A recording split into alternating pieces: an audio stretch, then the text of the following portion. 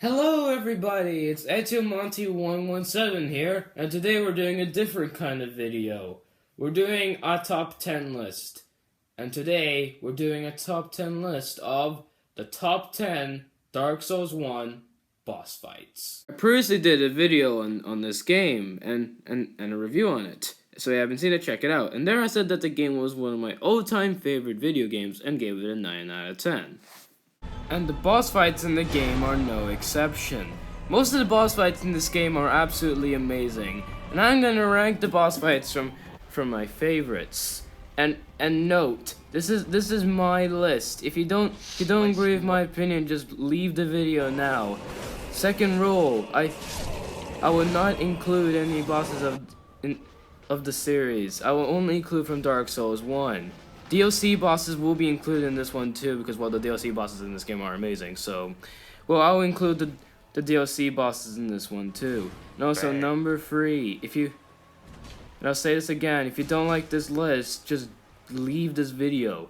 And also, this is, if you think there's some entries that won't be right, then, well, I don't care, because you suck. So, without further ado, let's get in to the top 10 Dark Souls 1 boss fights. Number 10. The Asylum Demon. I know people maybe disagree with the 10th spot because, well, he's the first boss in the game, but as a tutorial boss, he's actually not that bad.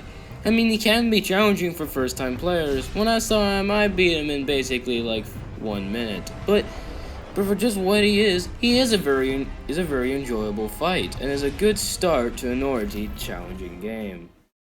Number 9. Sanctuary Guardian. The first DLC boss. For being the first boss, it's a bit disappointing, but it was a lot of fun to fight him, despite him being one of the easier fights in my run. I really enjoyed fighting him, despite him having a lot of powerful attacks. And like I said, he was pretty easy. Fighting him for the first time felt awesome, but at the same time it's disappointing. But that's why he deserves the number 9 mark. Number 8. The Gaping Dragon. Even though this boss was relatively easy, I did die him on my first time. And well, for the most part, well, the design is a bit ugly, and it looks more like uvula than anything. I really enjoyed it just because it did take some time to defeat him. He isn't the easiest boss in the game. The thing that made him hard was just that he keeps spamming a lot of attacks that made it a bit hard. Like, for example, there's like a walk attack that I had to keep dodging and stuff. But the thing that made me really enjoy this fight is just how fun it was. So, is it the best boss fight in the game? No, but it still fits for number 8. Number 7. Pikachu and Snorlax. Oh wait, I mean Ornstein and Smo. Yeah, you may think to yourself, why isn't this higher up? Why did you put it on here, you douche? Well, the only reason it's not so high up is that I didn't really think this fight was as good as people say it is. The thing I didn't really like about it was that it just felt like a very simple fight. I mean, it's not that hard. If Smo and Ornstein are both connected at the same time, or like they're both standing near each other, the boss is pretty easy since you just have to dodge their attacks. But the thing that does make it hard is that for first-time players, trying to kill the fast Ornstein and the slow Smo can be impossible. And if you do upgrade to Super Ornstein, good luck, because you're gonna die. So this fight was a bit disappointing in terms of difficulty, but I really enjoyed it for its design and overall gameplay and structure. Number 6. Seif the Scaleless. Alright, so this boss, as well as I said, is a bit easy, but the design makes it worthwhile. Don't worry, we'll get to the harder bosses in a bit. The thing I really liked most about this fight was just the design. But just that, well, I think the reason it was very easy is because I thought this was a very early boss fight. And, well, I don't mind that. I mean, it can be pretty challenging if you do get caught in this very deadly spikes.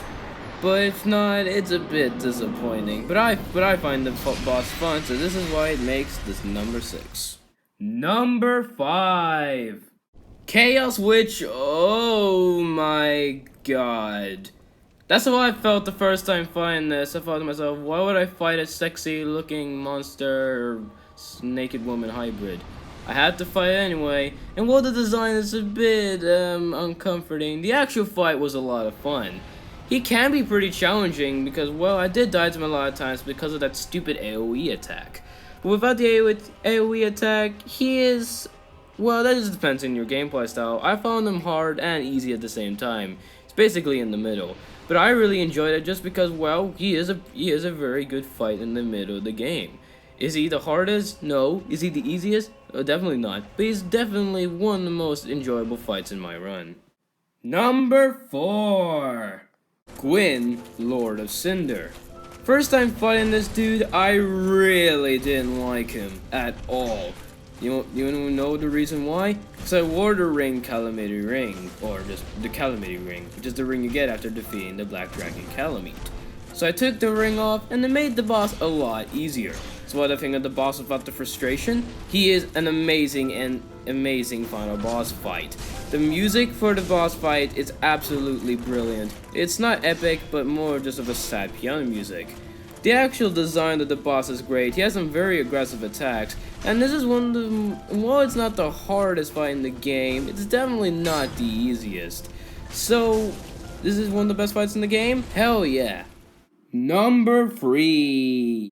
Sif the Great Grey Wolf. This boss is everything I love about the Dark Souls series. It doesn't need to be very fun to fight, but the thing that makes it the best is the lore. Like, Jesus, this fight is depressing. The only reason you fight this thing is because, I don't know, it's the next boss. Because, well, you don't really want to fight him. He's the one that protects Knight Artorias' grave, or is his master. And seeing him die is a bit sad, since, well, what did Sif do? At all, like, what did he do? So that just makes trying to kill him a bit of a bad idea. For the actual fight, he is very easy, but, well, in general, I really enjoyed him. He's probably some of the saddest and one of the most impressive fights in the game. Number 2. Manus, Father of the Abyss. The thing I liked most about this fight is that this is probably the most challenging most challenging fights in the game. Actually, it is the hardest in the game. Trying to fight this dude took me forever. His attacks are so unpredictable. He can hit you so far like he's Mr. Fantastic or something. And also, he delays his attacks so much. But beneath that frustration, he's a very good fight. His design is pretty unique for, well, especially for a fight like this, and his openings and the cinematic to this fight is brilliant. It really shows just how menacing this thing is. And while he isn't the last boss in the DLC that I fought, which was Calamite, definitely a fight I did not want to talk about, and, well, like I said, this fight does a lot of stuff right and wrong. It's hard for a reason. It doesn't make you angry that much. There is a strategy behind this which makes the fight a bit easier, but the fight is still hard even with the strategies. This took me a lot of tries, but beating him in the end made it satisfactory. Before the number 1 pick, let's take a look at some honorable mentions. 4 Kings. The only reason it wasn't on the list was that, well, the thing that made it hard was just rushing and fighting him instantly. Well, that is the way to do it, but still.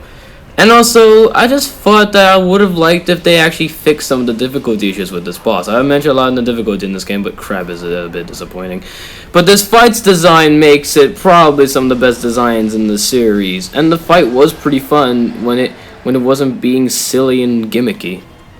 So it could have been somewhere on the list, but I was just giving an honorable mention just because of the lack of difficulty when you get it down. Wouldn't be a top 10 list without some dishonorable mentions. Pinwheel. Easiest boss ever. Black Dragon Calamite.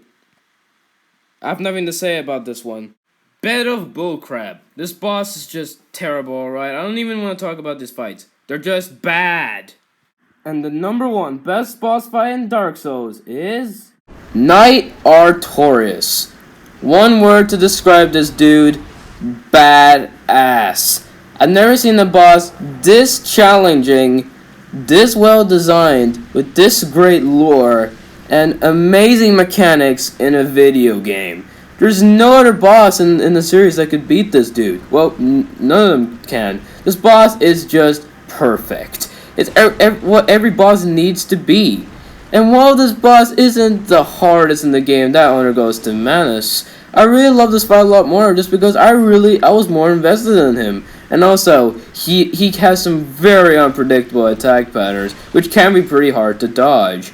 But while not all of his attacks are the hardest, they're definitely difficult. And is this the best fight in the game? Definitely. And I've never fought a fight this exciting and intense before. So if you haven't played the DLC of this game, you really should, because the DLC boss fights are amazing. Well, except for Calamite. There's just a lot to this fight I really like. Well, everything. So, well, if you haven't tried this boss, you should fight him. You'll feel an accomplishment after fighting him. So that was my list of the top 10 Dark Souls 1 boss fights. And if you enjoyed this video, give it a like and subscribe. There will be more top 10 lists on the way.